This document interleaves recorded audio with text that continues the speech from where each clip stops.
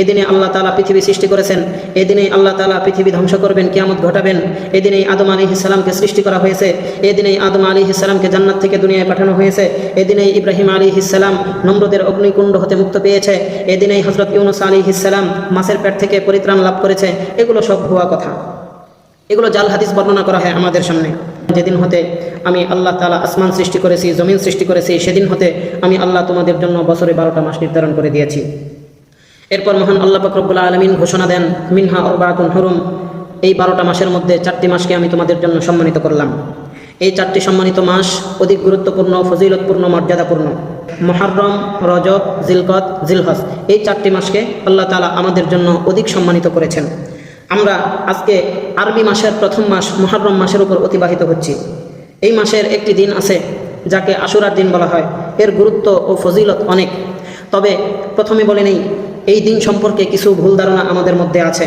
যেমন আমরা অনেকেই মনে করে থাকি বা শুনে থাকি, এদিনে আল্লাহ তাআলা পৃথিবী সৃষ্টি করেছেন, এদিনেই আল্লাহ তাআলা পৃথিবী ধ্বংস করবেন, কিয়ামত ঘটাবেন, এদিনেই আদম আলাইহিস সালামকে সৃষ্টি করা হয়েছে, এদিনেই আদম আলাইহিস সালামকে জান্নাত থেকে দুনিয়ায় পাঠানো হয়েছে, এদিনেই ইব্রাহিম আলাইহিস সালাম নমরুদের অগ্নিকুণ্ড হতে মুক্ত পেয়েছে, এদিনেই হযরত ইউনূস আলাইহিস সালাম মাছের পেট থেকে পরিত্রাণ লাভ করেছে।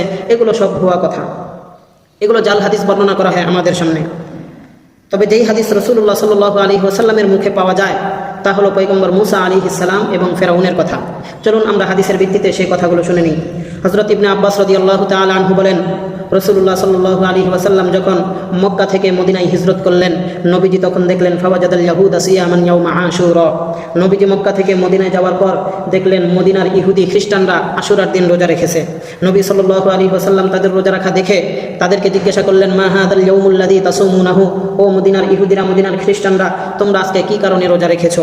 ফাকালু, মদিনার ইহুদিরা খ্রিস্টানরা বললেন, হাদা ইয়াউমুন আযীমুন, আজকের দিন বিরাট সম্মানিত দিন, ফজিলতপূর্ণ দিন, আজকে আমরা কয়েকটি কারণে রোজা রাখি।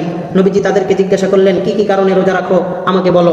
তখন তারা বলতেছেন, আনজাল্লাহু ফীহি মূসা ওয়া কওমাহু, মদিনার ইহুদি খ্রিস্টানরা নবীজিকে বলতেছেন, আল্লাহ পাক এই দিনে পয়গম্বর মূসা আলাইহিস সালাম এবং তার উম্মতদেরকে ফেরাউনের জুলুম নিপীড়ন থেকে মুক্তি দান করেছেন। দ্বিতীয় নম্বর কারণ, মদিনার ইহুদিরা বলতেছেন, অগররাকা ফিরআউন ওয়া কওমাহু, আল্লাহ তাআলা ফেরাউন এবং তার দলবলদেরকে লোহিত সাগরে চুবিয়ে চুবিয়ে ধ্বংস করেছেন।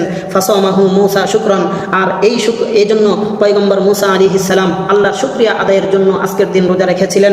ফানাহনু নাসুমুহু, এজন্য এদিনে আমরা রোজা রাখি। তখন পয়গম্বর সাল্লাল্লাহু আলাইহি ওয়াসাল্লাম যখন এই কথা শুনলেন, এই কথা শোনার সঙ্গে সঙ্গে রাসূলুল্লাহ সাল্লাল্লাহু আলাইহি ওয়াসাল্লাম বললেন, নাহনু আহাক্কু ওয়া আউলা বিমূসা মিনকুম, হযরত মূসা আলাইহিস সালামের নাজাতে কৃতজ্ঞতা আদায়ের ক্ষেত্রে আমরা তোমাদের চেয়ে বেশি হকদার।